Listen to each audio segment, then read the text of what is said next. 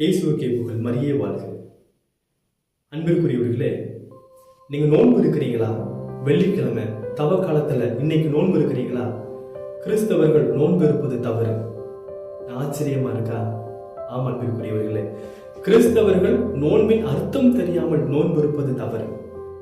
எசையா புத்தகத்தில் இஸ்ரேல் மக்கள் கடவுள்கிட்ட போய் கேட்கிறாங்க, கடவுளே, நாங்கள் நோன்பு இருந்த போது நீர் ஏன் எங்களை கண்டு கொள்ளல?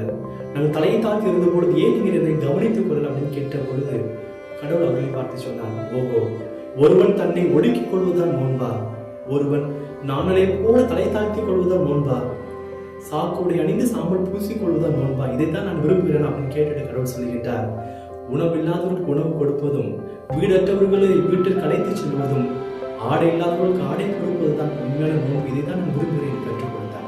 இன்னைக்கு தவ காலத்தில் குறிப்பாக நாம் வெள்ளிக்கிழமைகள்ல கண்டிப்பாக நோன்பு இருப்போம். நீங்க வெள்ளிக்கிழமையில நோன்பு இருந்துட்டு ஞாயிற்றுக்கிழமை வச்சு வெளுத்து வாங்கணும் அப்படின்னா அதெல்லாம் உண்மையான நோன்பு. வெள்ளிக்கிழமையில நம்முடைய நோன்பின் வழியாக நமக்கு கிடைக்கக்கூடிய சிறு சேமிப்பை பணத்தை பொருளை இல்லாதவரோடு, ஏழைகளோடு, பசித்திருப்பவரோடு நாம் பகிர்ந்து கொள்ள வேண்டாம்.